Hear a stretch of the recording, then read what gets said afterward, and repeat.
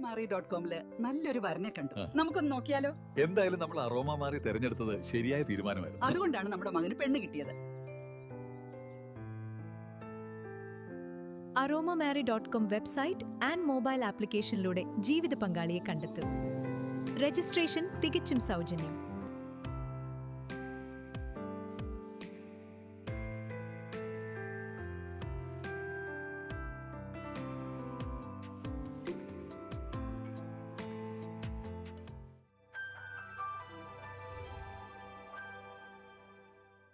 ദ്രവ്യാഗ്രഹം സകലവിധ ദോഷത്തിനും കാരണമാകുന്നു.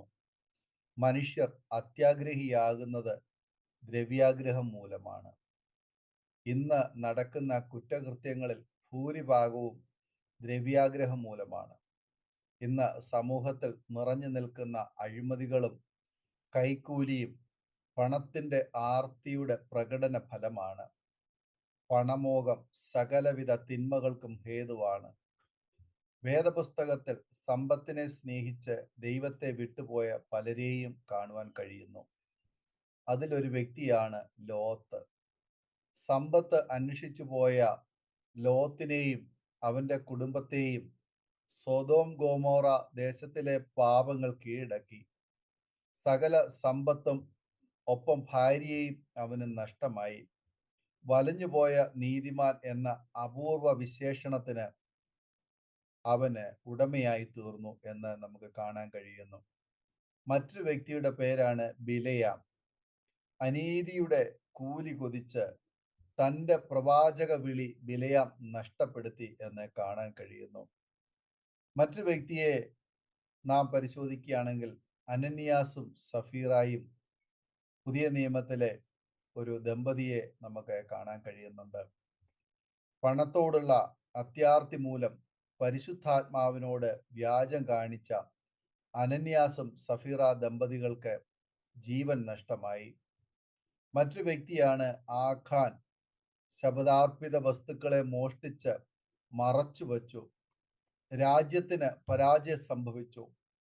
കൽക്കുംഭാരത്തിനുള്ളിൽ അവനും അവനുള്ളതൊക്കെയും അമർന്നുപോയി. മറ്റൊരു വ്യക്തിയാണ് ഗേഹസി. എലീശായുടെ പിൻഗാമിയാകേണ്ടവൻ, ഒരു വലിയ പ്രവാചകനാകേണ്ടവൻ. എന്നാൽ മാമോന് വേണ്ടി നയമാന്റെ പിന്നാലെ ഓടി കുഷ്ഠരോഗിയായി മാറി. അടുത്ത ഒരു വ്യക്തി വേദപുസ്തകത്തിൽ നമുക്കെല്ലാവർക്കും സുപരിചിതനായ യൂദ ആണ്. അപ്പോസ്തലനാകാനുള്ള ശ്രേഷ്ഠ പദവിയും അതുവഴി ലഭിക്കാമായിരുന്ന സകല അനുഗ്രഹങ്ങളും 30 വെള്ളി കാശിനായി വിറ്റുകളഞ്ഞ വ്യക്തിയാണ് യൂദ. യേശുവിനെ ഒറ്റിക്കൊടുത്തു. അവൻ്റെ പാപം നിറഞ്ഞ ശരീരം വഹിക്കുവാൻ അവൻ തൂങ്ങിയ കയറിനും കഴിഞ്ഞില്ല എന്ന് നമുക്കറിയാം. തലകീഴായി വീണു, നടുവെ പിളർന്ന് കുടലെല്ലാം തെറിച്ചുപോയി എന്ന് നാം വായിക്കുന്നു. നമ്മുടെ നിക്ഷേപം സ്വർഗത്തിലായിരിക്കണം. എവിടെയാണോ നമ്മുടെ നിക്ഷേപം, അവിടെയായിരിക്കും നമ്മുടെ മനസ്സും.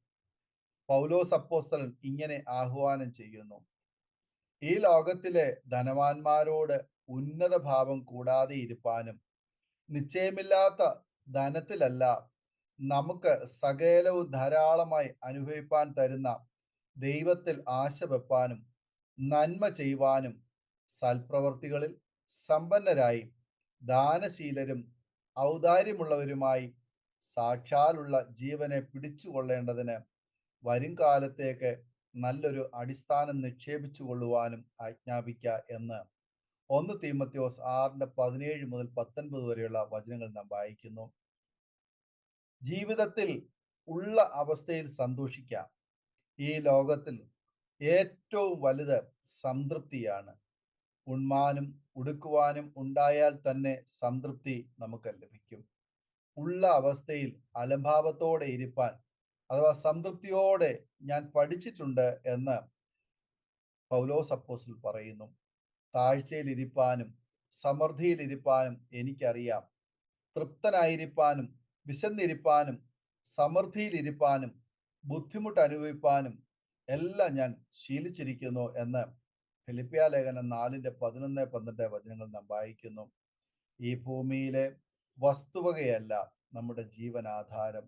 ദൈവ വിഷയമായി സമ്പന്നരാകണം, സ്വർഗത്തിൽ നിക്ഷേപം സ്വരൂപിക്കണം, ദ്രവ്യാഗ്രഹവും പണമോഹവും പാടെ ഉപേക്ഷിക്കണം, സമ്പത്തിൽ ആശ്രയിക്കാതെ ദൈവത്തിൽ ആശ്രയിച്ച് വിശുദ്ധരായി ജീവിക്കാം. ഈ വചനങ്ങളാൽ ദൈവം നമ്മെ അനുഗ്രഹിക്കുമാറാകട്ടെ. ആമേൻ. നമ്മുടെ മകന്റെ വിവാഹം കുറച്ച് ടെൻഷനായിരുന്നു. അപ്പോഴാണ് ഞങ്ങൾ aromamary.com രജിസ്റ്റർ ചെയ്തത്. അവിടെ നിന്നാണ് നമ്മുടെ മകന് നല്ലൊരു പെൺകുട്ടിയെ കണ്ടെത്തിയത്. ഇന്ന് തന്നെ aromamary.com ഡൗൺലോഡ് ചെയ്യൂ.